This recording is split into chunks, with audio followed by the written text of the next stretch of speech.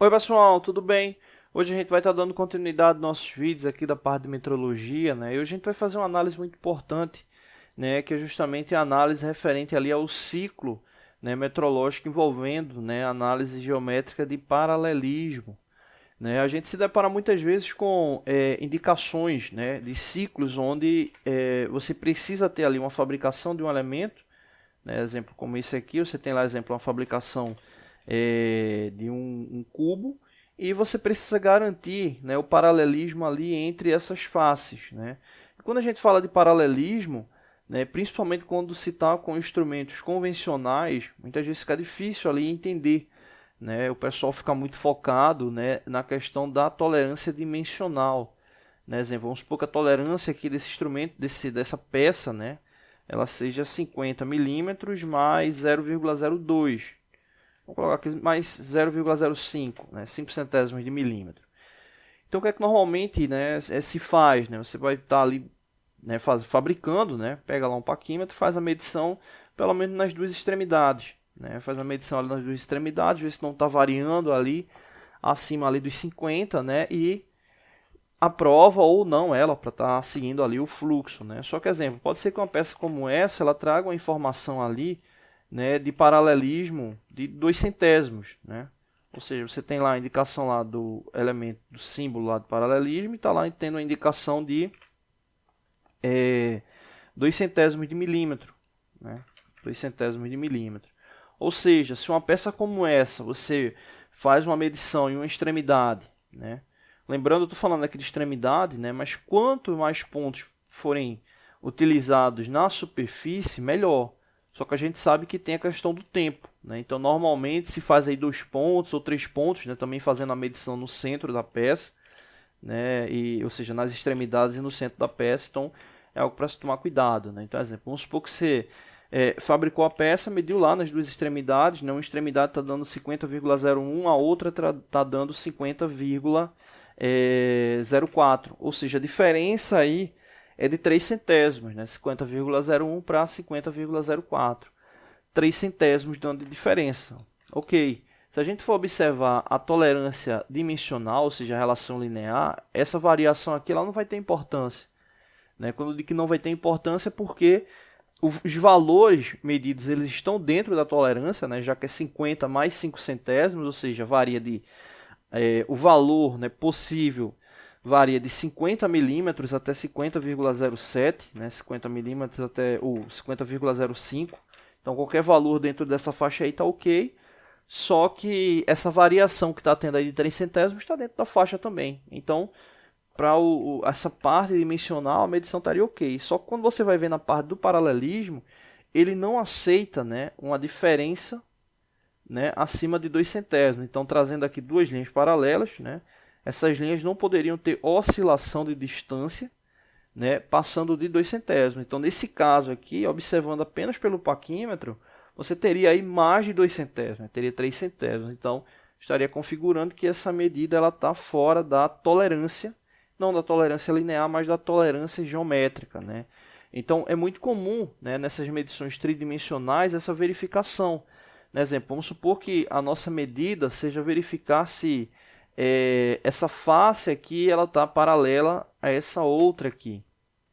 Então, você vai estar justamente posicionando, né, o elemento de verificação e traçando, né, pontos ali específicos, né, nesse elemento. Obviamente o sistema ele vai calcular, né, vai criar ali uma reta de referência ali no plano e depois você vai comparar justamente ali com a outra sequência de medidas que você fez.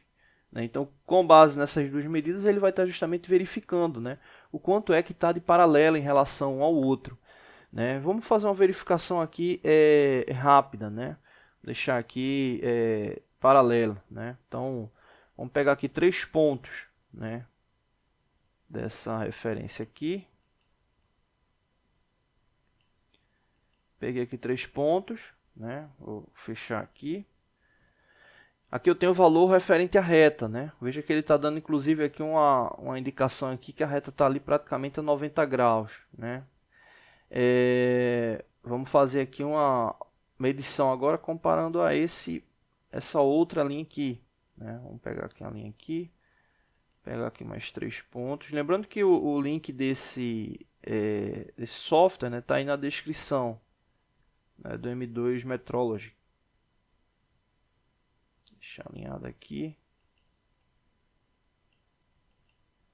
E vamos aqui fechar. Né, então, nesse caso aqui, a gente tem, né, os dois elementos, né, e aí a gente consegue fazer aí essa verificação, né, justamente da base. Né, vou voltar aqui, pronto aqui. Aqui a gente tem as duas linhas medidas, né, ou seja, ele traçou ali as duas linhas. Né? Então, se a gente observar aqui, está a linha da primeira medição e a linha aqui da segunda medição. Né? Então, no ciclo como esse, o objetivo é justamente saber o quê? A diferença que está tendo entre essas linhas aqui. Então, no sistema, né, matemático, né, criado por essas verificações tridimensionais, né, nesse caso é bidimensional, né, mas é a mesma lógica para um ciclo tridimensional, ele vai estar vendo, né, o quanto é que está tendo de distância ali dessas linhas produzidas, né? E justamente verificando se elas estão ou não paralelas.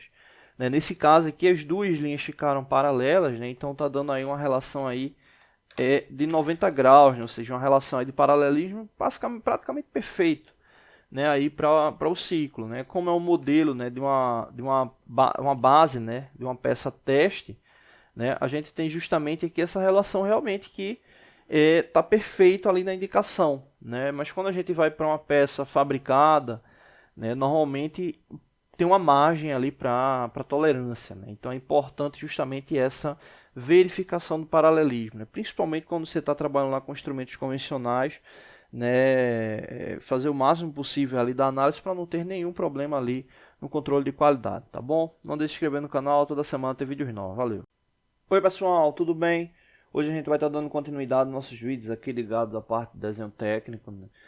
Hoje a gente vai estar falando sobre um processo, né, que não é tão comum, né, no ciclo industrial, né, de forma geral, né, mas ele acaba aparecendo bastante, né, em processos que envolvem a parte de prensa, a parte de matriz, né, a parte de caldeira, que é a localização de furos por meio de coordenadas. Né? Você pode até pensar, poxa, mas todos os furos não vai ter uma localização por coordenada. Né? A diferença é que a indicação, né, dessa localização ela não vem direto no desenho.